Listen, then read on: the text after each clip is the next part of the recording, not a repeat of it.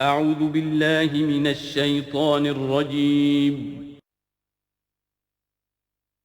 بسم اللہ الرحمن الرحیم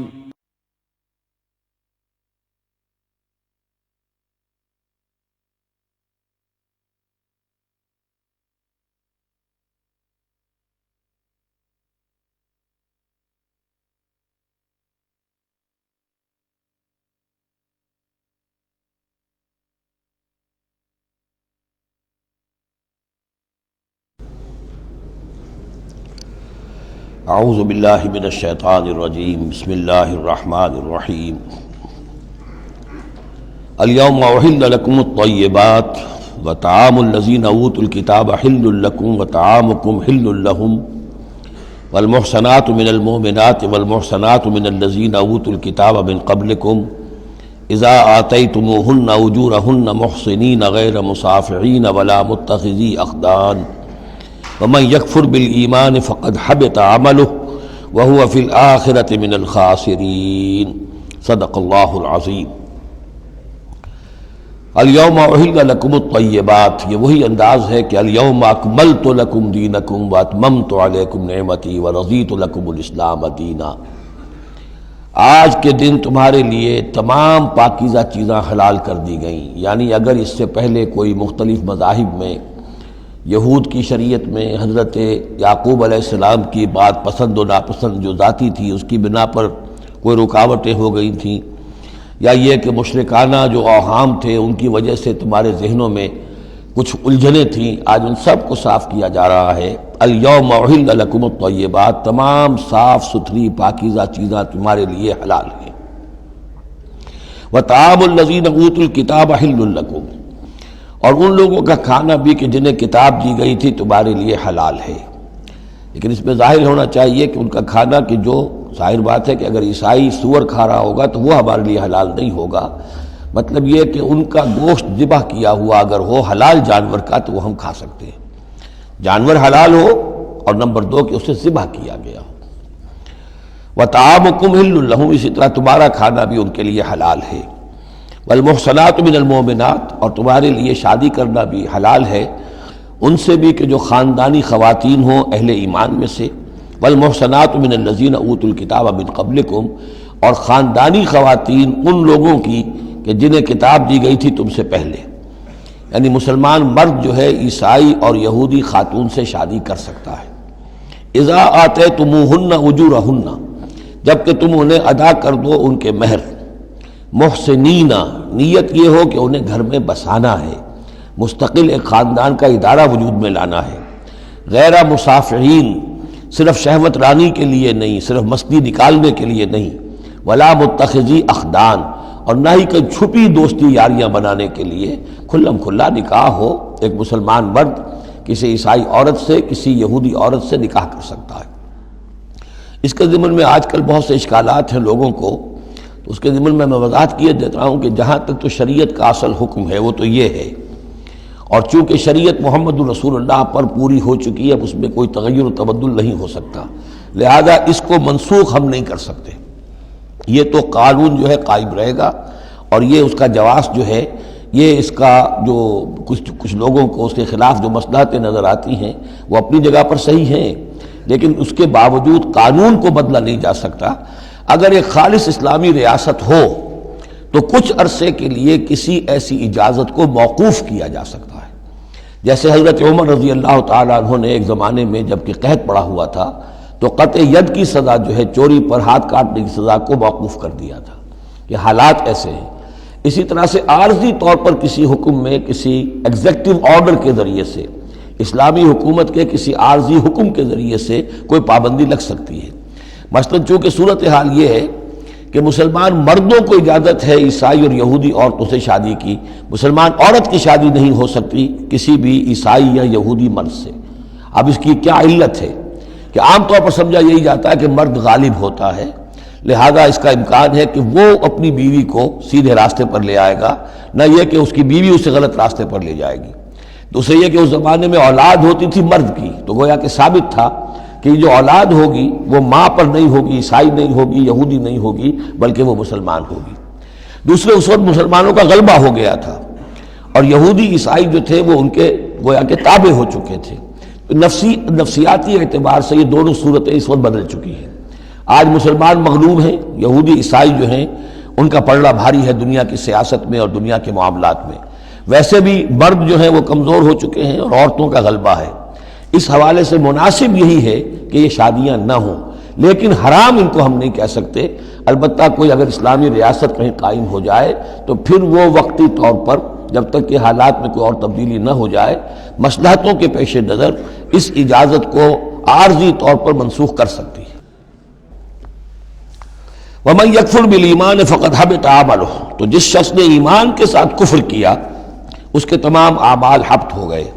اب اس میں اشارہ اہل کتاب کی طرف بھی ہو سکتا ہے کہ پہلے وہ صاحب ایمان تھے، جب تک محمد الرسول اللہ تشریف نہیں لائے جو حضرت عیسیٰ کو مانتا تھا وہ مومن تھا، جو حضرت موسیٰ کو مانتا تھا مومن تھا. لیکن یہ کہ اب اگر وہ نہیں مان رہے تو گویا کہ وہ کفر کر رہے ہیں.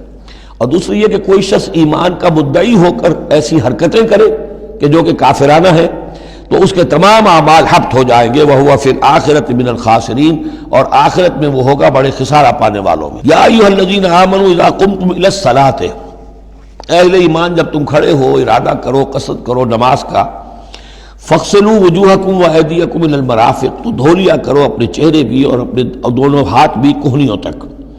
وامسحوا برؤوسکم، اور اپنے سروں پر مسح کر لیا کرو. وارجلکم، اور دھو لیا کرو اپنے پاؤں کو بھی الی الکعبین، ٹخنوں تک. یہ ارجلکم اور ارجلکم دونوں قرأتیں ہمارے ہاں بھی ہیں، مستند قرأتوں میں ہیں. اہل تشیع جو ہے ویسے اس کو مستقل ارجلکم پڑھتے ہیں اور ان کے نزدیک یہ مسح کے ساتھ ہے. وامسحوا برؤوسکم وارجلکم، مسح کر لیا کرو اپنے سروں پر بھی اور پیروں پر بھی. لیکن یہ کہ ہمارے اہل سنت کے نزدیک یہ ارجلکم ہے، اور اس میں چونکہ الی الکعبین کا آ گیا اضافہ، اگر صرف مسح ہوتا تو اس میں کوئی حد بیان کرنے کی ضرورت نہیں تھی. لہذا الی الکعبین کے اضافے سے وہ بالکل اس کے مساوی ہو گیا ہے الی المرافق. جیسے ہاتھوں کو دھونا ہے کوہنیوں تک، ایسے ہی پاؤں کو دھونا ہے ٹخنوں تک. وَإِن كُنتُمْ جُنُبًا فَاطَّهَّرُوا، اور اگر تم حالت جنابت میں ہو تو پھر تم اور زیادہ پاکی حاصل کرو، یعنی غسل کرو، پورے جسم کا غسل کرو. وَإِن كُنتُمْ مَرْضَىٰ أَوْ عَلَىٰ سَفَرٍ، اور اگر تم بیمار ہو یا سفر پر ہو، اور جاء أَحَدٌ مِّنكُم مِّنَ الْغَائِطِ، یا کوئی تم میں سے کسی نشیبی جگہ سے ہو کر آئے. عام طور پر قضاء حاجت کے لیے لوگ نشیبی جگہوں پر جاتے تھے. اور لامستم النساء، یا تم نے عورتوں سے مقاربت کی ہو. فلم تجدوا ماء، اور تم نہ پاؤ پانی. فتیمموا صعیدا طیبا، تو ارادہ کرو پاک مٹی کا. فامسحوا بوجوہکم وایدیکم منہ، تو اس سے اپنے چہروں اور ہاتھوں کو مل لو. ما یرید اللہ لیجعل علیکم من حرج، اللہ یہ نہیں چاہتا کہ تم پر کوئی تنگی کرے. پانی نہیں ہے تو مٹی سے. ولیکن یرید لیطہرکم، لیکن یہ ضرور چاہتا ہے کہ وہ تمہیں پاک کرے. ولیتم نعمتہ علیکم، اور تم پر اپنی نعمت کا اتمام فرمائے. لعلکم تشکرون، تاکہ تم شکر کا حق ادا کر سکو. واذکروا نعمت اللہ علیکم ومیثاقہ الذی واثقکم بہ. اب دیکھیے ایک میثاق وہ تھا کہ جو بنی اسرائیل سے لیا گیا، اب یہ میثاق اہل ایمان سے ہو رہا ہے. یہ سورت شروع ہوئی ہے یا ایھا الذین آمنوا سے. اور یاد رکھنا اپنے اس میثاق کو، اپنی اس نعمت کو جو تم پر ہوئی ہے اللہ کی طرف سے، اور وہ میثاق جو اس نے تم سے باندھ لیا ہے، جس میں اس نے تمہیں باندھ لیا ہے. واثقکم بہ اذ قلتم سمعنا واطعنا، جب تم نے کہا سمعنا واطعنا. سورہ بقرہ کی آخری آیت کہاں ختم ہوئی تھی؟ سمعنا واطعنا، آخری سے پہلی غفرانک ربنا والیک المصیر. جو مسلمان بھی کہتا ہے سمعنا واطعنا، گویا کہ وہ ایک میثاق میں، ایک بہت گاہے معاہدے کے اندر اللہ کے ساتھ بندھ گیا. اب اسے اللہ کی شریعت کی پابندی کرنی ہے. واذکروا نعمت اللہ علیکم ومیثاقہ الذی واثقکم بہ اذ قلتم سمعنا واطعنا واتقوا اللہ، اللہ کا تقوی اختیار کرو. ان اللہ علیم بذات الصدور، یقیناً اللہ تعالیٰ جو سینوں کے اندر چیزیں پنہاں ہیں ان سے بھی واقف ہے. یا ایھا الذین آمنوا کونوا قوامین للہ شہداء بالقسط. اب وہ آیت نمبر 135 میں نے نوٹ کرائی تھی سورہ نساء کی، اور یہ آیت نمبر 8 ہے سورہ مائدہ کی. ایک ہی مضمون، وہی نسبت زوجیت کو سمجھ لیجئے، صرف یہ کہ عکسی ترتیب ہے. وہاں تھا یا ایھا الذین آمنوا کونوا قوامین بالقسط شہداء للہ، یہاں ہے کونوا قوامین للہ شہداء بالقسط. ایک حقیقت تو میں نے اس وقت بیان کر دی تھی کہ گویا کہ معلوم ہوا کہ اللہ اور قسط مترادف ہے. اللہ کے لیے کھڑے ہو جاؤ، قسط کے لیے کھڑے ہو جاؤ، اللہ کے گواہ بن جاؤ، قسط کے گواہ بن جاؤ. تو گویا کہ اللہ اور قسط یہ مترادف ہے. دوسرا مفہوم جو کہ آج سامنے آ رہا ہے اس کو سمجھ لیجئے کہ کسی معاشرے میں عدل قائم کرنا، ایک تو یہ کہ عام انسان کی جو اس کی نفسیات ہے، اس کی فطرت ہے، اس کا تقاضا بھی یہ ہے کہ انسان چاہتا ہے کہ انصاف ہو. آج پوری نوع انسانی انصاف کی تلاش میں گھوم رہی ہے. بادشاہت سے نجات حاصل کی تھی، جمہوریت کی طرف آئے تھے کہ غلامی سے نجات ملے، انصاف ہونا چاہیے، انسان پر حاکم بن کر بیٹھ جائے، یہ تو کوئی حق نہیں ہے کسی کو. لیکن یہ کہ اس کا نتیجہ کیا ہوا کہ کیپٹلزم کی لعنت میں گرفتار ہو گئے. سرمایہ داروں کی جو ہے وہ ایک ڈکٹیٹریٹ اور آمریت قائم ہو گئی. اس سے نجات پانے کے لیے کمیونزم کے پاس گئے، وہ پھر ایک پارٹی ڈکٹیٹرشپ قائم ہو گئی. ایک سے ایک رست از یک بنتا افتاد در بندے دیگر. ایک قید سے نجات نہیں پائی کہ دوسری قید کے اندر پھر پھنس گئے. اب انسان کدھر جائے گا؟ لیکن یہ کہ فطرت کے اندر ہے کہ عدل اور انصاف انسان چاہتا ہے. ایک تو یہ ہے کہ اس فطرت کے تقاضے کو پورا کرتے ہوئے عدل کو قائم کرنے کے لیے انسان کھڑا ہو جائے. اور ایک اس سے اوپر کی منزل ہے کہ اصل العدل اللہ کی ذات ہے، اس کا دیا ہوا نظام جو ہے وہ ہے عادلانہ نظام. ہم اس کے وفادار ہیں، ہمارے ذمے ہے اس کے نظام کو قائم کرنا. تو کھڑے ہو جاؤ اللہ کے لیے. یا ایھا الذین آمنوا کونوا قوامین للہ شہداء بالقسط. یہاں پر یہ اوپر کی منزل ہے جو بیان ہو رہی ہے کہ اصل میں یہ صرف فطرت انسانی کے تقاضے کے طور پر نہیں، تمہاری عبدیت کا تقاضا ہے، تمہارا اللہ کے ساتھ وفاداری کا جو رشتہ ہے اس کا تقاضا ہے کہ پوری قوت کے ساتھ with all the emphasis at your command، جو بھی تمہارے پاس ذرائع ہیں، وسائل ہیں، ان سب کو لے کر، جو بھی آپ کے پاس قوت ہے اس سب کو جمع کر کے، اور آپ کھڑے ہو جائیں اللہ کے لیے. کھڑے ہو جائیں اللہ کے لیے چمانی دارن، اللہ کے لیے کھڑے ہونا یعنی اس کے دین کے گواہ بن کر کھڑے ہو جانا.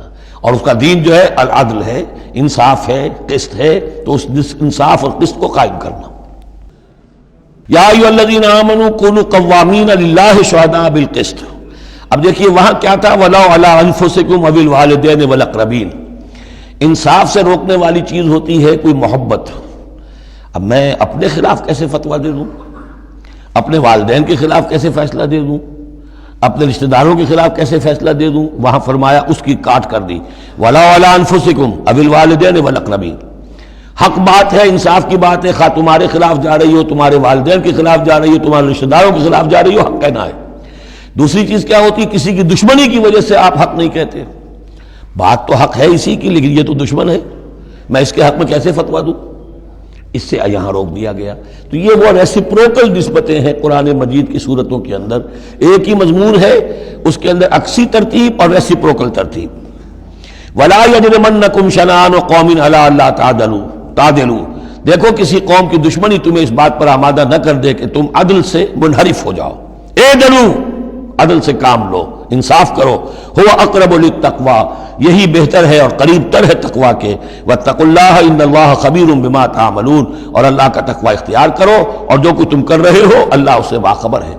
اب اس میں ظاہر بات ہے بار بار میں نہیں کہہ سکتا یہ جو بار بار آتا اللہ دیکھ رہا ہے، اللہ باخبر ہے، کیا مانی؟ ہر ایک کا حساب تم سے لے گا، ہر ایک کی جواب دہی تمہیں کرنی پڑے گی. تمہارا کوئی عمل، تمہارا کوئی قول اس کے علم سے خارج نہیں ہے، لہذا ہر وقت چوکس رہو، چوکنے رہو. وعد اللہ الذین آمنوا وعملوا الصالحات لہم مغفرۃ واجر عظیم. ہاں اللہ تعالیٰ کا وعدہ ہے ان لوگوں سے جو ایمان لائیں اور نیک عمل کریں کہ ان کے لیے مغفرت بھی ہے، اجر عظیم بھی ہے. والذین کفروا وکذبوا بآیاتنا اولئک اصحاب الجحیم. اور جو لوگ کہ انکار کریں اور جھٹلا دیں ہماری آیات کو، وہ ہیں جہنم والے، آگ والے. یا ایھا الذین آمنوا اذکروا نعمت اللہ علیکم اذ ہم قوم ان یبسطوا الیکم ایدیہم. اہل ایمان ذرا یاد کرو اس اللہ کے انعام کو جبکہ قوم نے ارادہ کیا تھا کہ تمہارے خلاف اقدام کریں، بڑھائیں اپنے ہاتھ تمہارے خلاف. یہ غزوہ احزاب کے بعد جو ہے وہ ایک جو بھی کوششیں ہوئیں، بہت سے لوگ ابھی پیچ و تاب کھا رہے تھے کفار میں سے کہ آپ پھر دوبارہ جائیں، لیکن ایسے حالات اللہ تعالیٰ نے پیدا کر دیے، ان کے دلوں پر ایسا رعب پڑ گیا تھا غزوہ احزاب کے بعد کہ پھر جرأت ہو نہیں سکی. اس کو اللہ تعالیٰ اپنے انعام کی حیثیت سے یہاں اس کا ذکر فرما رہے. اذ ہم قوم ان یبسطوا الیکم ایدیہم، جبکہ ایک قوم نے ارادہ تو کیا تھا کہ وہ اپنے ہاتھ پھیلائیں تمہاری طرف بڑھائیں تمہارے اوپر زیادتی کرنے کے لیے، تم پر فوج کشی کے لیے، فَكَفَّ أَيْدِيَهُمْ عَنْكُمْ، تو اللہ تعالیٰ نے ان کے ہاتھوں کو روک دیا تم سے۔ اور اس میں خاص اشارہ صلح حدیبیہ کی طرف ہے۔ صلح حدیبیہ کے وقت بھی بہت ہی پیچ و تاب کھا رہے تھے قریش، اور وہ ہر صورت کے اندر ان کے نوجوان جو تھے ان کا خون کھول رہا تھا، لیکن یہ کہ بالآخر یوں سمجھئے کہ سینٹی پریویلڈ، اور انہیں یہ سمجھ میں آ گیا کہ اس وقت ہم مسلمانوں کا مقابلہ نہیں کر سکیں گے، اور اللہ تعالیٰ نے گویا کہ ان کے ہاتھوں کو روک لیا۔ فَكَفَّ أَيْدِيَهُمْ عَنْكُمْ وَعَلَى اللَّهِ فَلْيَتَوَكَّلِ الْمُؤْمِنُونَ، اہل ایمان کو تو اللہ ہی پر توکل کرنا چاہیے۔ وَلَقَدْ أَخَذَ اللَّهُ مِيثَاقَ بَنِي إِسْرَائِيلَ، اب یہ بنی اسرائیل کی تاریخ کے کچھ واقعات آ رہے ہیں۔ وَلَقَدْ أَخَذَ اللَّهُ مِيثَاقَ بَنِي إِسْرَائِيلَ، اور جس طرح اے مسلمانوں آج تم سے میثاق لیا گیا ہے اور تمہیں اللہ نے جکڑ لیا ہے، باندھ لیا ہے شریعت کے میثاق میں، اسی طرح اللہ تعالیٰ نے بنی اسرائیل کا میثاق بھی لیا تھا۔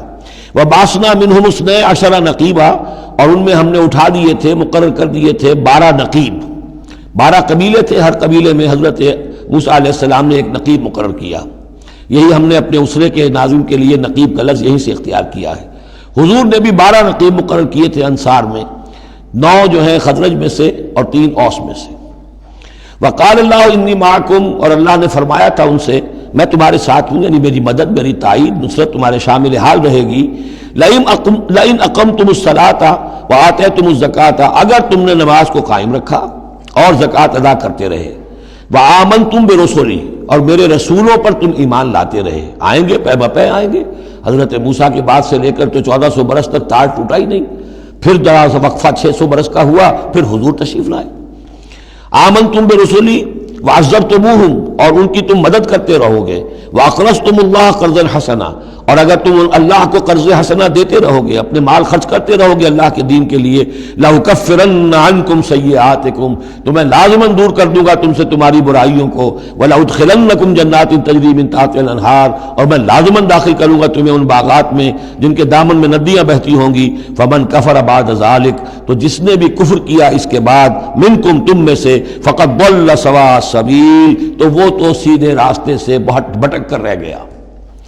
فبما نقضهم ميثاقهم لعناهم، بس ان کے اپنے اسی عہد کو توڑنے کے باعث ہم نے ان پر لعنت فرمائی۔ یہ لعناهم جو میں نے وہاں پر محذوف قرار دیا تھا، یہاں پر وہ واضح آ گیا۔ فبما نقضهم ميثاقهم لعناهم، ہم نے ان کے اسی میثاق کو توڑنے کی پاداش میں ان پر لعنت فرمائی۔ وجعلنا قلوبهم قاسیہ، اور ان کے دلوں کو سخت کر دیا۔ ثم قست قلوبكم فهي كالحجارة أو أشد قسوة، یحرفون الکلم عن مواضعہ، وہ کلام کو اس کے اصل مقام سے ہٹاتے ہیں۔ ونسوا حظا مما ذکروا بہ، اور وہ جو کچھ کہ ان کو دیا گیا تھا نصیحت کے طور پر، ہدایت کے طور پر، اس کے اکثر حصے کو بھول گئے یا اس سے فائدہ اٹھانا انہوں نے چھوڑ دیا۔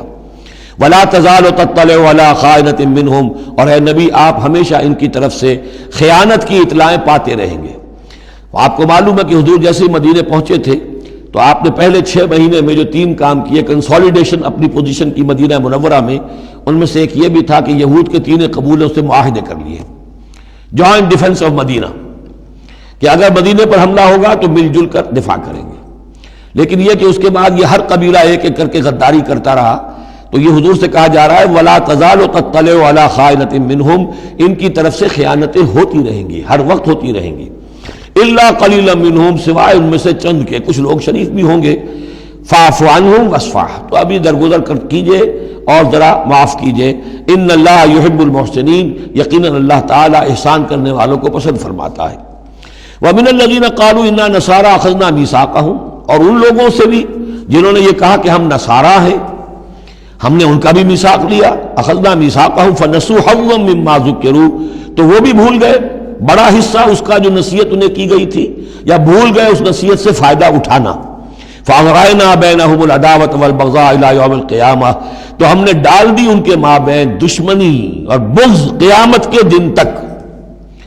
عیسائیوں میں تو خاص طور پر، ایک تو ہے عیسائی اور یہودیوں کے درمیان جو دشمنی رہی ہے، یہ جو ہمارا دور ہے اصل میں اس میں عارضی طور پر صورتحال تبدیل ہو گئی ہے، لیکن واقعہ یہ ہے کہ پورے 2000 برس تک، لگ بھگ 100 برس نکال دیجئے تو 1900 برس تک شدید دشمنی رہی ہے یہودیوں اور عیسائیوں کے درمیان، کیونکہ عیسائی سمجھتے تھے کہ جسے ہم خدا سمجھتے ہیں اس کے قاتل یہ ہیں، انہوں نے سولی چڑھایا ہے۔ یہودی سمجھتے تھے کہ کافر جو تھا، مرتد جو تھا، جادوگر تھا، ولد الحرام تھا، ولد الزنا تھا، اسے یہ خدا کا بیٹا بنائے پھرتے ہیں۔ اب یہ اس قدر یعنی کنٹراسٹ ہے، اتنی ایک دوسرے کے خلاف کہ ان کے اندر کوئی پوائنٹ آف میٹنگ ہے ہی نہیں، شدید دشمنی رہی۔ اسی طریقے سے عیسائیوں کے اندر پھر جو فرقے بنے ہیں اور ان میں جو خانہ جنگی ہوئی ہے، پوری انسانی تاریخ اس کی مثال پیش کرنے سے قاصر ہے۔ ایک اتنی موٹی کتاب لکھی ایک صاحب نے، لندن میں ہے، بلڈ آن دی کراس، صلیب پر خون، وہ جو کتاب ہے وہ بتاتی ہے، میں حیران رہ گیا پڑھ کر، ہم لوگ نہیں واقف ہیں ان کی تمام چیزوں سے، یورپ میں جو کچھ ہوتا رہا ہے عیسائیوں کے فرقوں کے مابین، کیتھولکس اور پروٹیسٹنٹس کے درمیان، اس کی ہلکی سی جھلک اب بھی آئرلینڈ میں نظر آتی ہے۔ کسی طریقے سے ہمارے ہاں شیعہ سنی فساد کبھی نہیں ہوا عثمانی میں، کہیں محرم کے موقع پر ہو جاتا تھا، ان دنوں وہ سیاسی معاملات زیادہ ہو گئے ہیں، ورنہ فساد کی نوبت بہت کم آئی، بہت کم، لیکن خونریزی، قتل اور غارت گری جو وہاں ہوئی ہے اس کی کوئی مثال نہیں دنیا میں۔ فَأَغْرَيْنَا بَيْنَهُمُ الْعَدَاوَةَ وَالْبَغْضَاءَ إِلَى يَوْمِ الْقِيَامَةِ، ہم نے ڈال دی ان کے مابین دشمنی اور بغض قیامت تک کے لیے۔ وَسَوْفَ يُنَبِّئُهُمُ اللَّهُ بِمَا كَانُوا يَصْنَعُونَ، اور پھر اللہ تعالیٰ جتلا دے گا انہیں قیامت کے دن جو کچھ وہ کرتے رہے تھے۔ یا اہل الکتاب قد جاءکم رسولنا، اب یہ وہی انداز ہے جو سورہ نساء کے آخر میں تھا، اے کتاب والو، قد جاءکم رسولنا، آ گیا ہے تمہارے پاس ہمارا رسول صلی اللہ علیہ وسلم، یبین لکم کثیرا مما کنتم تخفون، جو ظاہر کر رہا ہے تم پر اکثر وہ چیزیں جو تم چھپا رہے تھے، من الکتاب، کتاب میں سے، ویعفو عن کثیر، ابھی بہت سی چیزوں سے تو درگزر بھی کر رہا ہے، تمہارے سارے بھانڈے نہیں پھوڑے اس نے۔ قد جاءکم من اللہ نور و کتاب مبین، آ چکا ہے تمہارے پاس اللہ کی طرف سے نور بھی اور روشن کتاب بھی۔ یہ مقام قرآن کا ایسا ہے کہ یہاں نور سے مراد احتمال میں حضور کی شخصیت بھی ہو سکتی ہے۔ وہاں میں نے کہا تھا انزلنا الیکم نورا مبینا، نازل کر دیا ہے تمہاری طرف ایک روشن نور، وہاں اس سے مراد قرآن بنتا ہے، اس لیے کہ حضور کے لیے لفظ انزلنا یہ صحیح نہیں، اس پر منطبق نہیں ہو سکتا بعثت کے لیے، لیکن یہاں جاءکم من اللہ نور و کتاب مبین، یہ بھی معنی ہو سکتے ہیں کہ نور بھی قرآن کو کہا گیا ہو، اور واو جو ہے یہ واو تفسیری ہو، آ گیا ہے تمہارے پاس نور یعنی کتاب مبین، یہ بھی معنی ہو سکتے ہیں، احتمال یہ بھی ہے، لیکن یہ کہ یہ احتمال بھی موجود ہے کہ یہاں نور سے مراد محمد الرسول اللہ صلی اللہ علیہ وسلم کی ذات مبارکہ ہو، اور اس سے مراد حضور کی روح ہے، روح پر نور ہے، اور اس اعتبار سے کہ حضور کی روح جو ہے اور آپ کی روحانیت آپ کے پورے وجود کے اوپر غالب تھی، چھائی ہوئی تھی، لہذا آپ کو مجسم نور بھی کہا جا سکتا ہے۔ یہ صرف یوں سمجھیے استعارے کا انداز ہے، اس میں کوئی حرج کی بات نہیں۔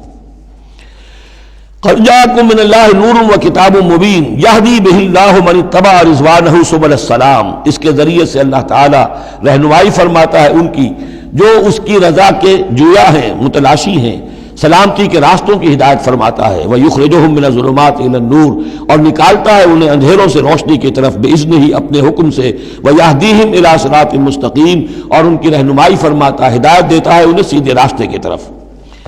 قَدْ كَفَرَ الَّذِينَ قَالُوا إِنَّ اللَّهَ هُوَ الْمَسِيحُ ابْنُ مَرْيَمَ، یقیناً کفر کیا انہوں نے جنہوں نے کہا اللہ ہی مسیح ابن مریم ہے۔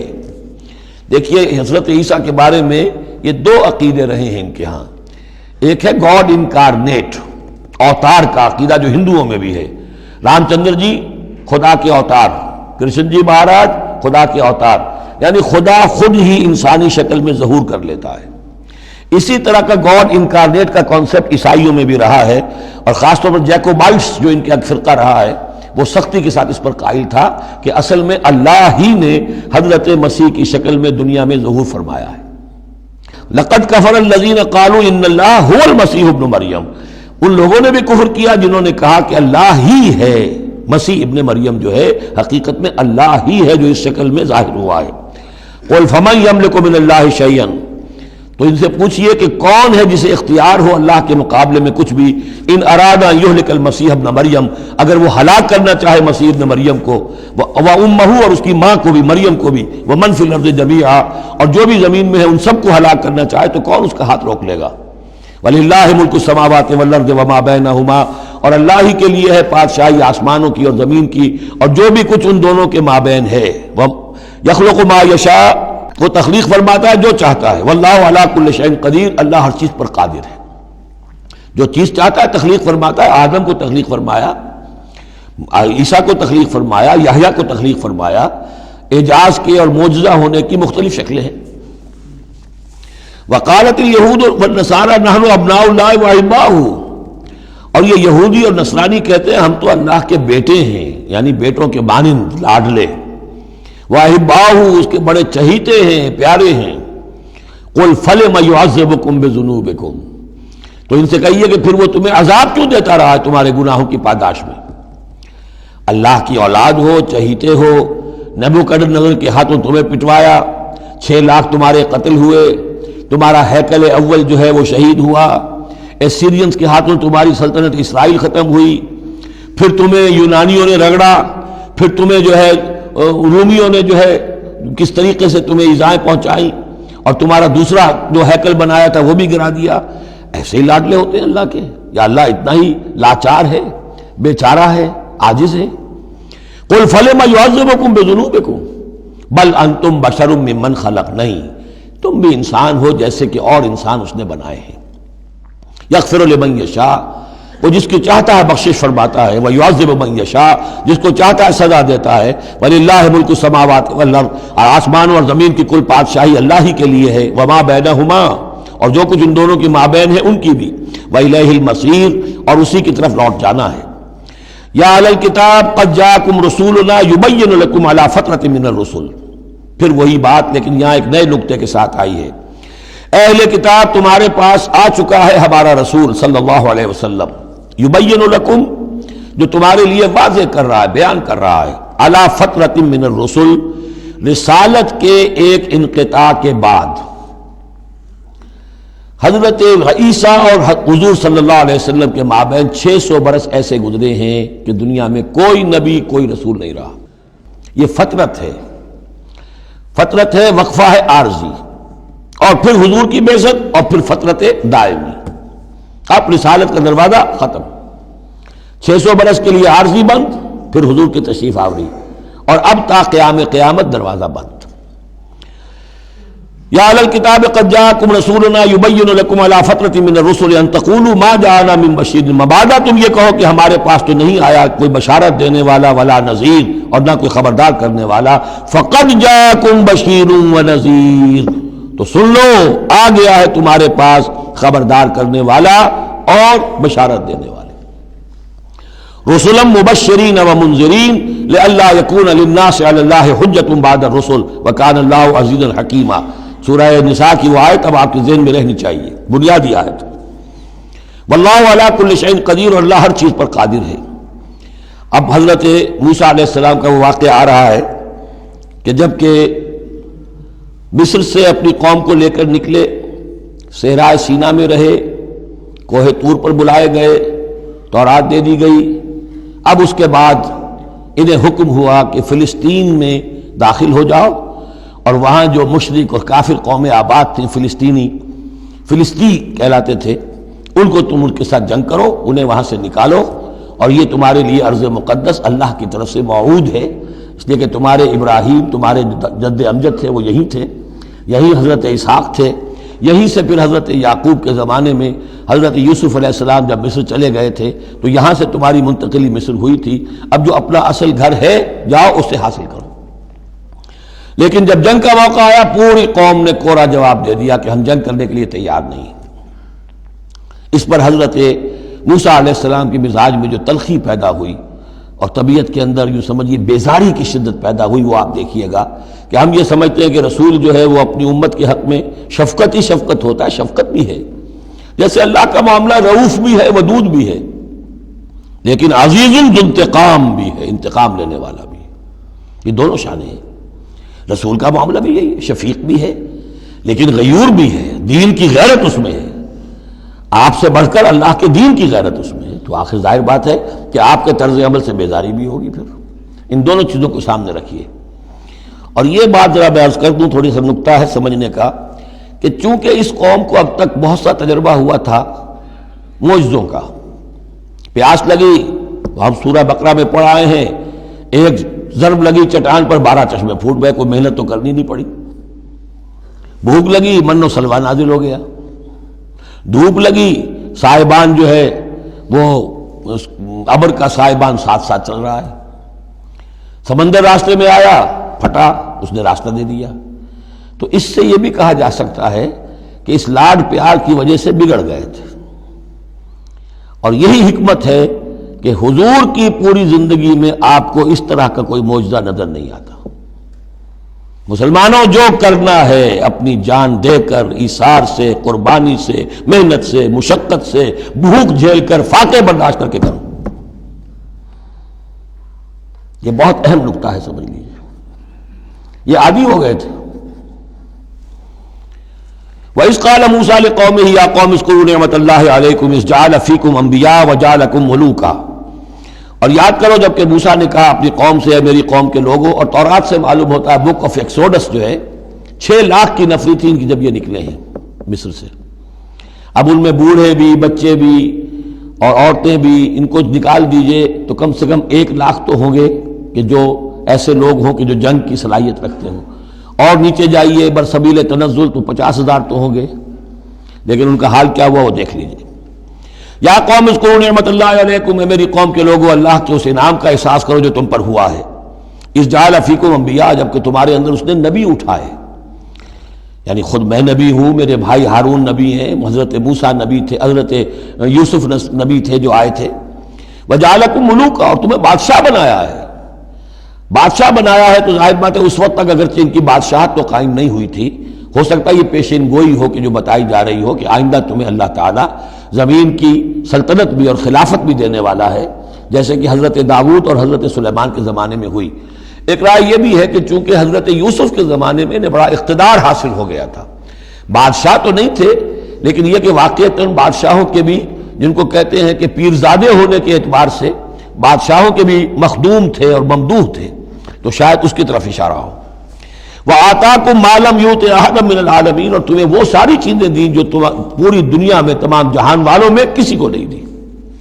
یا قوم ادخلوا الارض المقدسۃ التي كتب اللہ لکم، اے میری قوم کے لوگوں اب داخل ہو جاؤ اس ارض مقدس میں، اس فلسطین میں جو اللہ نے تمہارے لیے لکھ دی ہے، اللہ کا فیصلہ ہے، تمہیں ملے گی۔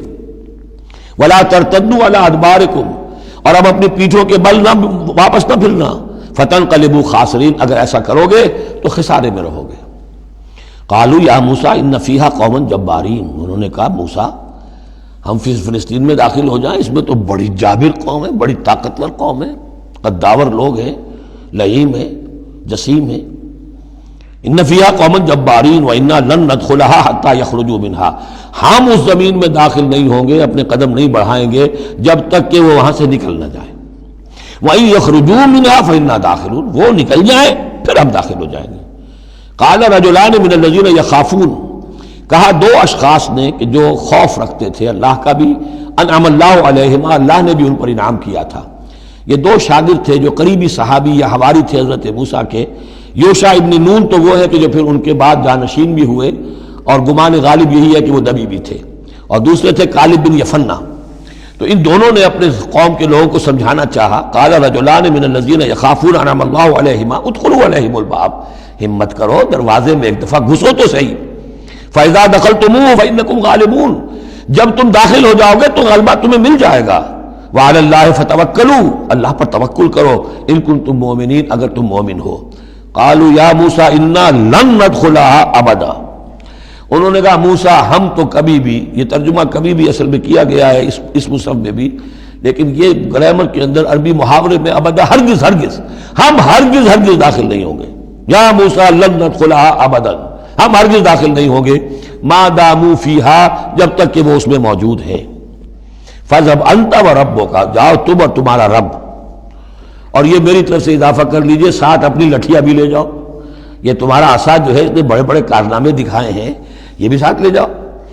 فَذْهَبْ أَنْتَ وَرَبُّكَ فَقَاتِلَا، اور جا کے قتال کرو، إِنَّا هَاهُنَا قَاعِدُونَ، ہم تو یہاں بیٹھے ہیں، زمین جنبت نہ جنبت گم محمد، ہم تو یہاں ٹکے ہوئے، ہم نہیں ہلیں گے۔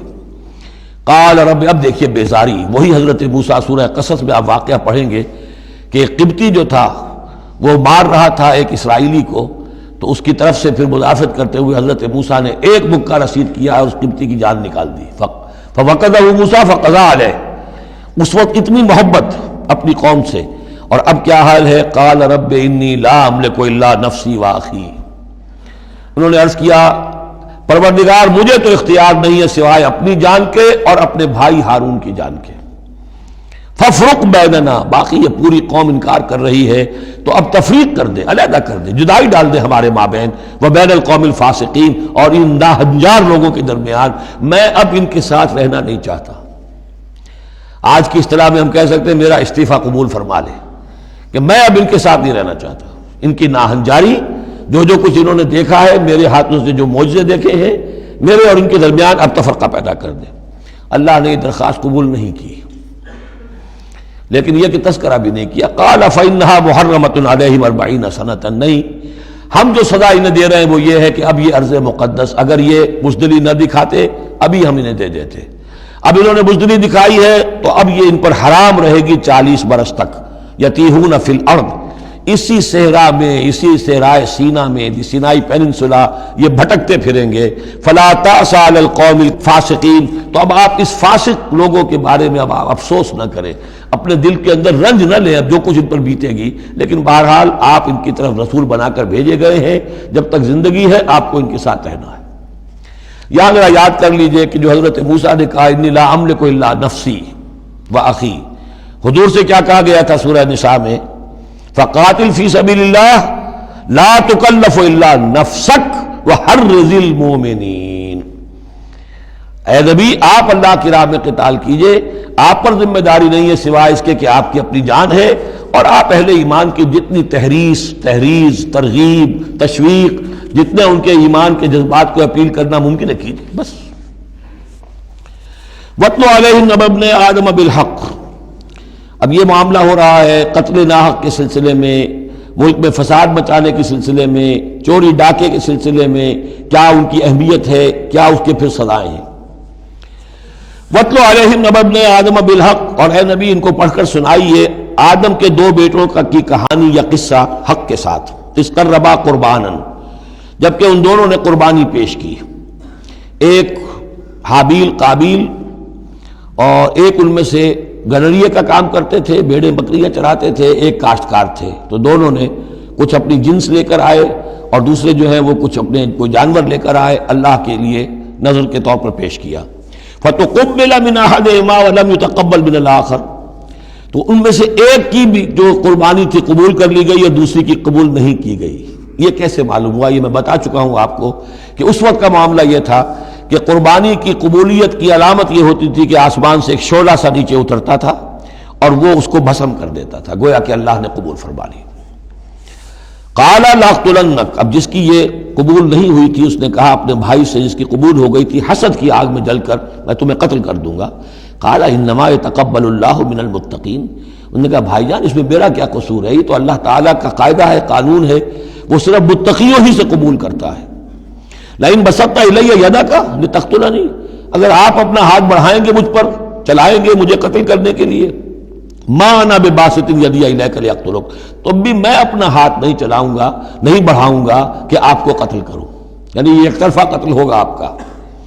انی اخاف اللہ رب العالمین، مجھے تو اللہ کا خوف ہے جو تمام جہانوں کا پروردگار ہے۔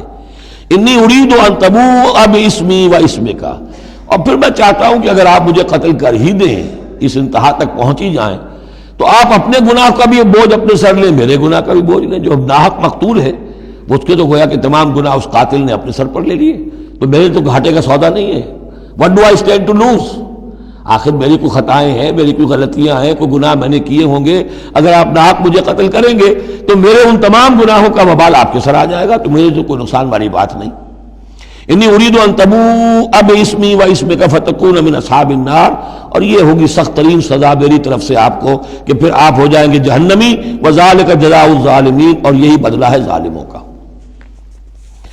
فطوعت لہ نفسہ قتل اخیہ، اب اس کے نفس نے آمادہ کر ہی لیا اسے اپنے بھائی کے قتل پر، یعنی ان الفاظ میں بٹوین دی لائنز یوں سمجھیے کہ ہے اس کے اندر بھی وہ تو رہتا ہے نا حق اور باطل کی ایک کشاکش اور نیکی اور بدی کا غلبہ، قتل کروں یا نہ کروں، آخر بھائی کی باتیں بھی آئی ہیں، وہ دل نشین ہے، لیکن یہ کہ نفس جو ہے اس وقت اس کے اندر جو بھی شیطنت گھسی ہوئی تھی، اس نفس نے اسے آمادہ کر ہی لیا اپنے بھائی کو قتل کرنے پر، فقتلہ، تو اس نے انہیں قتل کر دیا، فاصبح من الخاسرین، ہو گیا تباہ ہو جانے والوں میں۔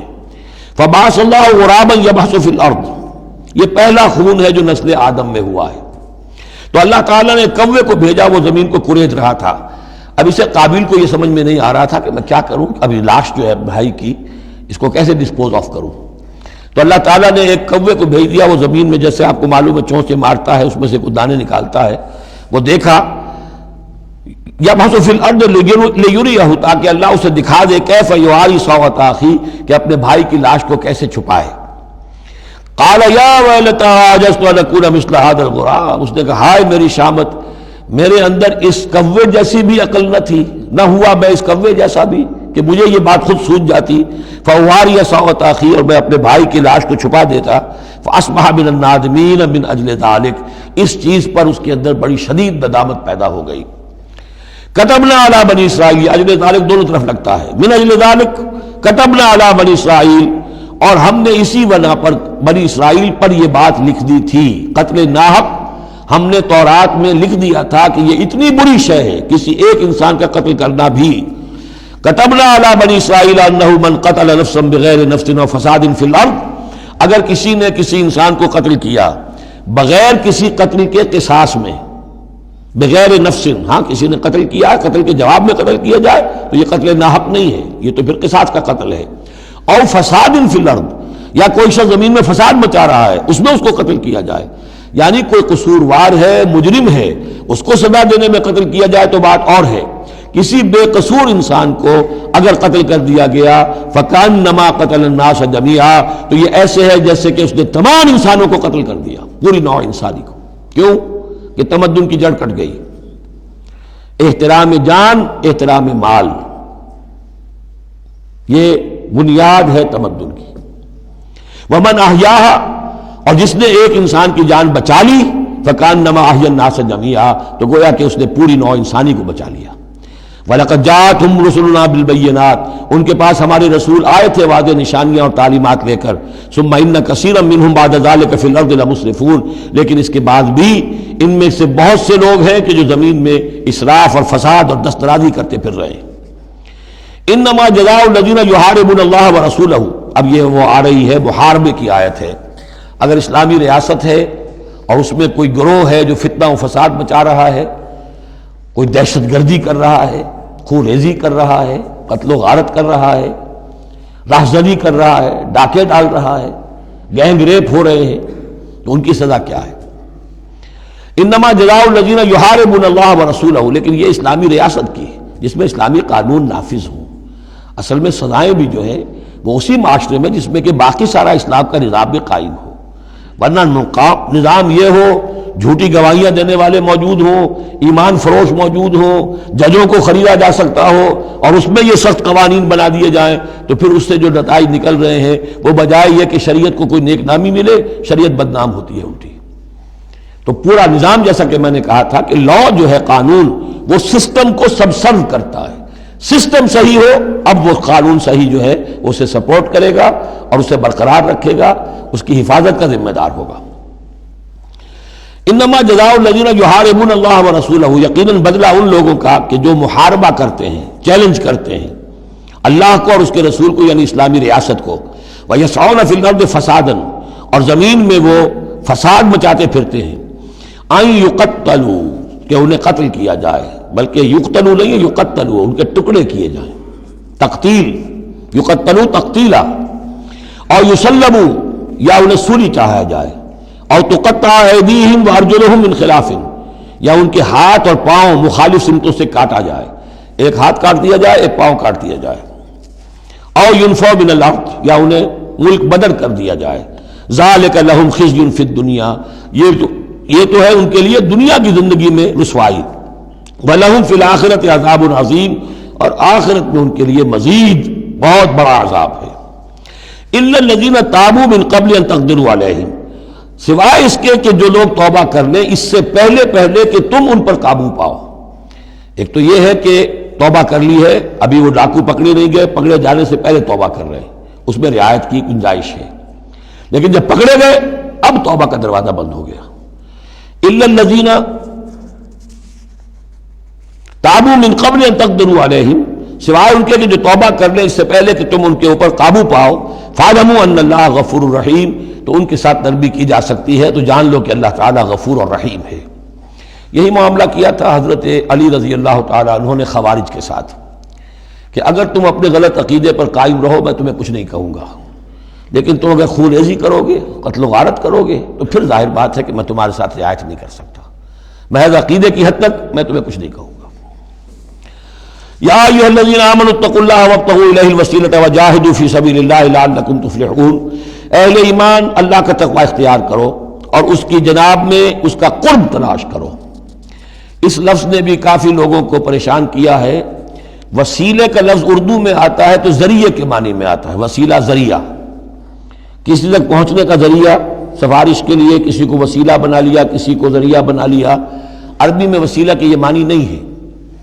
عربی میں وسیلے کے معنی قرب ہے صرف. بدقسمتی سے بعض تو الفاظ ایسے ہیں کہ جو عربی میں ان کا مفہوم بالکل کچھ اور ہے، اردو میں کچھ اور ہے. بعض ایسے ہیں کہ کچھ تھوڑا تھوڑا فرق ہے. جیسے ذلیل کا لفظ ہے، عربی میں اس کے معنی ہے صرف کمزور، اردو میں اس کے معنی ہے کمینے کے. زمین و آسمان کا فرق آ گیا. جیسے کہ ہم پڑھ آئے ہیں وَلَقَدْ نَصَرَكُمُ اللَّهُ بِبَدْرٍ وَأَنْتُمْ أَذِلَّةٌ، اے مسلمانوں یاد کرو اللہ نے تمہاری مدد کی تھی بدر میں جبکہ تم بہت کمزور تھے. اب اگر وہاں ذلیل کا ترجمہ اردو والا کر دیا جائے تو پھر ہمارے ایمان کے لالے پڑ جائیں گے. اسی طریقے سے عربی میں جہل کے معنی جو ہے وہ جذباتی ہونا ہے، ان پڑھ ہونا نہیں. پڑھے لکھے جاہل ہو سکتے ہیں، جذباتی ہیں، اکھنڈ ہے، اکھڑ مزاج کے لوگ ہیں. وہ غیر عالم کو جاہل نہیں کہتے، لیکن اردو میں جاہل کہتے ہیں جو ان پڑھ ہو. اسی طریقے سے یہ لفظ وسیلہ ہے، اس کا جو اصل مفہوم ہے قرب. اہل ایمان اللہ کا تقوی اختیار کرو نمبر 1. وابتغوا الیہ الوسیلہ، نہیں آگے بڑھو، اس کا قرب تلاش کرو، تقرب، اس سے نزدیک ہو جاؤ، قریب سے قریب ہو جاؤ. لیکن اس تقرب کا ذریعہ کیا ہوگا؟ وجاہدوا فی سبیلہ لعلکم تفلحون، اس کی راہ میں جہاد کرو تاکہ تم فلاح پاؤ. اس سے بات بالکل کھل گئی. تقوی اور تقرب اللہ کے لیے جہاد. تقوی شرط لازم ہے. پہلے تو یہ کہ جو حرام چیزیں ان سے آپ بچیں، جن چیزوں سے روک دیا گیا ہے ان سے رک جائیں، اور اللہ کی نافرمانی جو ہے اس سے باز آ جائیں. اب اس کے بعد اس کی طرف آگے بڑھنا چاہتے ہیں، تقرب حاصل کرنا چاہتے ہیں، اس کی راہ میں جہاد کیجیے. ان الذین کفروا لو ان لهم ما فی الارض جمیعا ومثلہ معہ، یقیناً وہ لوگ جنہوں نے کفر کیا اگر ان کے پاس ہوتی وہ ساری دولت کی جو زمین میں ہے کل کی کل اور اتنی ہی اور بھی ہوتی، لیفتدوا بہ من عذاب یوم القیامہ، کہ وہ اس کے ذریعے سے فدیہ دے کر چھوٹ سکے قیامت کے دن کے عذاب سے. ما تقبل منہم، وہ ان سے ہرگز قبول نہیں کی جائے گی. یہ بھی تعلیق بالمحال ہے، نہ ایسا ہوگا نہ ممکن ہے. لیکن یہ کہ آخری درجے میں اس کو بیان کر دینا کہ اگر اتنی دولت بھی ہو تب بھی اللہ کیا وہ فدیہ جو ہے قبول نہیں ہوگا. وَلَهُمْ عَذَابٌ أَلِيمٌ، اور ان کے لیے تو دردناک عذاب ہے. يُرِيدُونَ أَن يَخْرُجُوا مِنَ النَّارِ وَمَا هُمْ بِخَارِجِينَ مِنْهَا، وہ چاہیں گے کہ آگ سے کس طرح نکلے لیکن نکل نہیں پائیں گے. وَلَهُمْ عَذَابٌ مُقِيمٌ، اور ان کے لیے ہوگا قائم رہنے والا عذاب، مسلسل دائم اور قائم. وَالسَّارِقُ وَالسَّارِقَةُ فَاقْطَعُوا أَيْدِيَهُمَا، اور چوری خواہ مرد کرے خواہ چوری کرنے والی عورت ہو، ان دونوں کا ہاتھ کاٹ دو، ایک ایک ہاتھ، ایدیہما، ان کے ایک ایک ہاتھ کاٹ دو. جزاء بما کسبا، یہ بدلہ ہے ان کے کرتوت کا، نکالا من اللہ، اور یہ عبرتناک سزا ہے اللہ کی طرف سے. اب دیکھیے یہاں میں مثال دیتا ہوں آپ کو اہل قرآن کی حکمت اور ان کی سمجھداری کی. غلام احمد پرویز صاحب کہتے ہیں کہ یہ جو ہے کہ ہاتھ کاٹ دو چور کا، اس کا مطلب ہے ایسا نظام بنا دو کہ چوری کی ضرورت ہی نہ پڑے. اچھا یہ تو ہم بھی چاہتے ہیں کہ نظام ایسا ہو، کفالت عامہ ہو، کوئی شخص مجبوراً چوری نہ کرے، اس لیے کہ اس کی کفالت کے لیے اگر موجود ہے، وہ ریاست جو ہے اس کی تمام بنیادی ضروریات کی وہ انڈر رائٹ کر رہی ہے تو اسے چوری کی ضرورت نہیں ہے. ہم بھی چاہیں گے کہ یہ بات ٹھیک ہے، لیکن یہ کہ اس کا مطلب یہ ہے، یہ غلط ہے. لیکن قرآن کس طرح اپنی حفاظت کرتا ہے. ایسے نظام کا قائم کرنا عبرت ہوگی، ایسا نظام کا قائم کرنا ان کے کرتوتوں کی سزا ہوگی. قرآن مجید پر اس قسم کا باطل جو ہے حملہ آور نہیں ہو سکتا. دو الفاظ، فاقطعوا ایدیہما، ان کے ہاتھ کاٹ دو، جزام بما کسبا، جو کمائی انہوں نے کی ہے اس کا بدلہ. اچھا جو کمائی انہوں نے کی اس کا بدلہ یہ ہے کہ اچھا نظام قائم کرو. نکالن، نکال کہتے ہیں کہ عبرتناک سزا، نکالن من اللہ، اللہ کی طرف سے عبرت کے لیے. اور یہ اسلام کے اندر جو تعزیرات ہیں اور حدود ہیں اور سزائیں ہیں ان کے لیے لفظ نکال بہت اہم ہے. عبرتناک سزا. اگرچہ شہادت کا قانون بڑا سخت رکھا ہے، شبہ ہو تو ملزم کو چھوڑنے کی ہدایت ہے. جو آج بھی دنیا کے اندر جو اصول ہے کہ جو بھی ڈاؤٹ ہے اس کا فائدہ جو ہے، شک کا فائدہ وہ ملزم یا ملزم کو جائے گا. لیکن یہ ساری کے باوجود اگر ثابت ہو گیا ہے، اب سزا وہ دو کہ ایک کو سزا ملے اور لاکھوں کی آنکھیں کھل جائیں، تاکہ آئندہ سے پھر یہ جرم کرنے کی ہمت کسی میں نہ ہو. یہ جو ڈیٹرنس ہے، اس طرح کی سزائیں کہ جن سے برائی جو ہے اس کو استحصال معاشرے سے کیا جا سکے، یہی واحد ذریعہ ہے. ورنہ دنیا میں امریکہ جیسی کلچر سوسائٹی کے اندر بھی موسٹ ہینس کرائم موجود ہے، بڑا ہی گھناؤنا جرم موجود ہے. اس لیے کہ اس قسم کی سزائیں ہیں ہی نہیں. لوگ جرم کرتے ہیں، جیل میں رہے، عیش کیا، کچھ دیر کے بعد پھر آئے، پھر جرم کیا، پھر چلے گئے. باہر جا کے کیا کریں گے؟ وہاں تو سرکاری مہمان ہیں. تو یہ سارا فلسفہ جو ہے نتیجہ کہ جرم جو ہے ان کا وہ بڑھتا چلا جا رہا ہے. والسارق والسارقۃ فاقطعوا ایدیہما جزاء بما کسبا نکالا من اللہ واللہ عزیز الحکیم. اللہ زبردست ہے، حکمت والا. فمن تاب من بعد ظلمہ واصلح فإن اللہ یتوب علیہ. تو جس نے بھی توبہ کر لی اس کے بعد اپنے ظلم اور اپنے جرم کے پیچھے واصلہ اور اصلاح کر لی تو اللہ قبول کرتا ہے اس کی توبہ کو. ان اللہ غفور الرحیم، یقیناً اللہ غفور الرحیم ہے. لیکن جرم کی سزا دنیا میں ختم نہیں ہوگی. ایک جرم جو کیا ہے وہ جرم ہے دنیا کا، گناہ ہے اللہ کا. جرم کی سزا دنیا میں ملے گی، گناہ کی سزا اللہ نے دینی ہے، اس کو اللہ معاف فرما دے گا اگر توبہ کی ہے. اگر توبہ نہیں کی ہے تو پھر یہ کہ اس کی سزا بھی ملے گی. الم تعلم ان اللہ لہ ملک السماوات والارض، کیا تم جانتے نہیں کہ اللہ ہی کے لیے ہے آسمانوں اور زمین کی بادشاہی. یعذب من یشاء ویغفر لمن یشاء، وہ سزا دے گا جس کو چاہے گا اور بخش دے گا جسے چاہے گا. واللہ علی کل شیء قدیر، اللہ ہر چیز پر قادر ہے.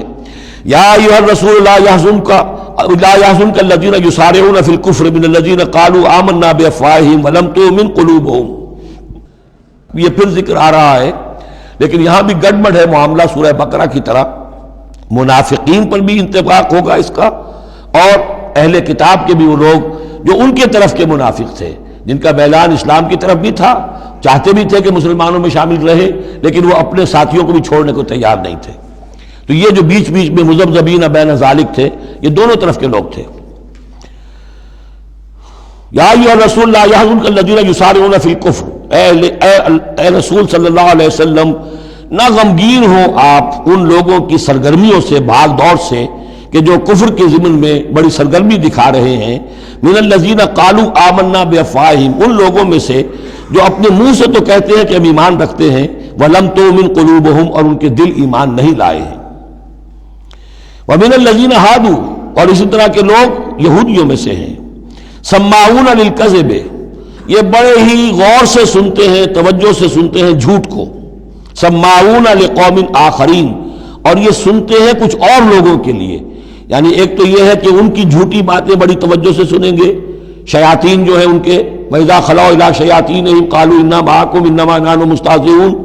پھر یہ کہ ان کی طرف سے جاسوس بن کر آئیں گے مسلمانوں کے ہاں کہ یہاں بڑی توجہ سے بات سنتے ہیں تاکہ جا کے رپورٹ کر سکیں آج محمد نے یہ کہا، آج فلاں معاملہ ہوا صلی اللہ علیہ وسلم. تو سماعون لقوم آخرین، اس کے دونوں ترجمے ہو سکتے ہیں کہ وہ دوسری قوم کی باتوں کو بڑی توجہ سے سنتے ہیں، یا سنتے ہیں دوسری قوم کے لوگوں کے لیے، انہیں رپورٹ کرنے کے لیے، ان کے اسپائس کی حیثیت سے آ کر. لم یاتوک، جو آپ کے پاس نہیں آتے، یعنی ان کے جو گرو گھنٹال ہیں، ان کے جو لیڈر ہیں، ان کے جو شیاطین ہیں، وہ آپ کے پاس نہیں آتے.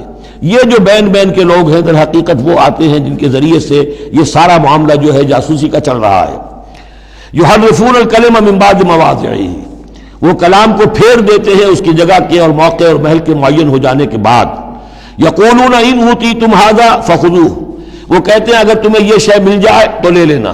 کوئی مقدمہ ہے، وہ لا رہے ہیں حضور کے پاس، پہلے سے طے کر رکھا ہے، اگر تو فیصلہ یہ ہوگا محمد کا ہم قبول کر لیں گا، اگر یہ فیصلہ نہیں کریں گے ہم فیصلہ رد کر دیں گے. اور اسی سے یہ بات سمجھ لیجئے کہ اصل میں فتح مکہ تک جس معنی میں ہم لفظ بولتے ہیں ریاست، اسلامی ریاست، پورے طور پر ایک ہماگیر ریاست پورے طور پر مدینے میں فتح مکہ کے بعد قائم ہوئی ہے، پہلے قائم نہیں ہوئی، ورنہ کسی ریاست میں دو جوڈیشل سسٹم نہیں ہو سکتے، ایک ریاست ایک عدالتی نظام۔ یہ لوگ جب چاہتے تھے حضور کے پاس آ جاتے تھے، جب چاہتے تھے کسی اور یہودیوں کی عدالت میں لے جاتے تھے، تو پیرلل نظام وہاں چل رہے تھے۔ ہماگیر ریاست وحدت کی حیثیت سے، ایک آرگینک ہول کی حیثیت سے یہ فتح مکہ کے بعد قائم ہوئی ہے۔ یقولون ان اوتیتم ھذا فخذوہ، کہتے ہیں کہ اگر یہ فیصلہ ملے تو تم لے لینا، قبول کر لینا، وَإِن لَّمْ تُؤْتَوْا فَاحْذَرُوا، اور اگر یہ شہادت تمہیں ملے، نہ فیصلہ ملے، یہ ڈگری نہ تمہارے حق میں جاری کی جائے تو پھر بچ جانا، کترا جانا۔ وَمَن يُرِدِ اللَّهُ فِتْنَتَهُ فَلَن تَمْلِكَ لَهُ مِنَ اللَّهِ شَيْئًا، اور جس کو اللہ تعالیٰ ہی نے فتنے میں مبتلا کرنے کا فیصلہ کر لیا ہو تو تم اس کے لیے اللہ تعالیٰ کے مقابلے میں کسی کوئی مددگار نہ پاؤ گے، کوئی شے نہیں ملے گی۔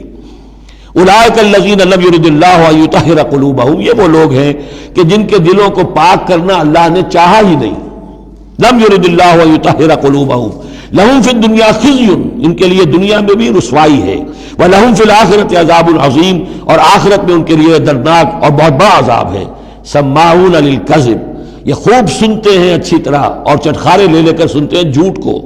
اکالون للسحت، خوب کھانے والے ہیں پیٹ بھر بھر کر حرام کے۔ فإن جاؤوک، پھر اگر یہ آپ کے پاس آئیں، فحکم بینہم، آپ چاہیں تو ان کا مقدمہ لیں اور فیصلہ کریں، او عارض عنہم، آپ چاہیں تو ان کا مقدمہ لینے سے انکار کر دیجیے، کیونکہ نیتیں ان کی نیک نہیں ہیں، وہ آپ کا فیصلہ لینے نہیں آئے، طے کیے بیٹھے ہوئے پہلے سے کہ اگر فیصلہ یہ ہوگا تو قبول کر لیں گے ورنہ ہم لوٹ کے آ جائیں گے۔ تو ایسے لوگوں پر اپنا وقت ضائع کرنا جو ہے اس کو کوئی ضرورت نہیں ہے۔ لیکن یہ کہ اندیشہ یہ ہو سکتا تھا کہ یہ جا کے پروپیگنڈا کریں گے، دیکھو ہم تو گئے تھے محمد کے پاس مقدمہ لے کر، یہ کیسے نبی ہے، رسول ہے، یہ مقدمے کا فیصلہ کرنے کو تیار نہیں۔ تو یہ جو اندیشہ ہو سکتا تھا اس کی پھر آگے اللہ تعالیٰ کی طرف سے حضور کو اطمینان دلایا جا رہا کہ آپ پرواہ نہ کریں اس اندیشے کی۔ فَإِن جَاءُوكَ فَاحْكُم بَيْنَهُمْ أَوْ أَعْرِضْ عَنْهُمْ، اگر وہ آئیں آپ کے پاس اپنا مقدمہ لے کر تو چاہے تو آپ فیصلہ کریں اور چاہے اعراض کریں۔ وَإِن تُعْرِضْ عَنْهُمْ، اگر آپ ان سے اعراض کریں گے، ان کا مقدمہ جو ہے فیصلہ کرنے سے انکار کر دیں گے، فَلَن يَضُرُّوكَ شَيْئًا، وہ آپ کو کوئی ضرر نہیں پہنچا سکیں گے۔ ان کے مخالفانہ پروپیگنڈے سے قطعاً کوئی آپ کو ہراساں ہونے کی ضرورت نہیں ہے۔ وَإِنْ حَكَمْتَ، اور اگر آپ فیصلہ کریں، فَحْكُم بَيْنَهُمْ بِالْقِسْطِ، تو بہرحال آپ کو فیصلہ کرنا ہے عدل اور قسط کے ساتھ، انصاف کے ساتھ۔ ان اللہ یحب المقسطین، یقیناً اللہ تعالیٰ جو ہے وہ انصاف کرنے والوں کو پسند کرتا ہے، ان سے محبت کرتا ہے۔ وَكَيْفَ يُحَكِّمُونَكَ، اور اے نبی یہ کیسے آپ کو حکم بناتے ہیں، یہود کی طرف اشارہ ہے۔ وَعِندَهُمُ التَّوْرَاۃ، ان کے پاس تورات موجود ہے، نیک نیت ہو تو اسی کے فیصلے کو لے کر چلیں۔ فِيهَا حُكْمُ اللَّهِ، اس میں اللہ کا حکم موجود ہے۔ ثُمَّ يَتَوَلَّوْنَ مِن بَعْدِ ذَلِكَ، پھر بھی وہ اس کے بعد بھی اس سے روگردانی کرتے ہیں۔ وَمَا أُولَٰئِكَ بِالْمُؤْمِنِينَ، اور حقیقت میں یہ لوگ مومن نہیں ہیں، ایمان سے خالی ہیں، ایمان سے تہی دست ہیں، ان کا اصل روگ یہ ہے۔ بارک اللہ لی ولکم فی القرآن العظیم ونفعنی وإیاکم بالآیات والذکر الحکیم۔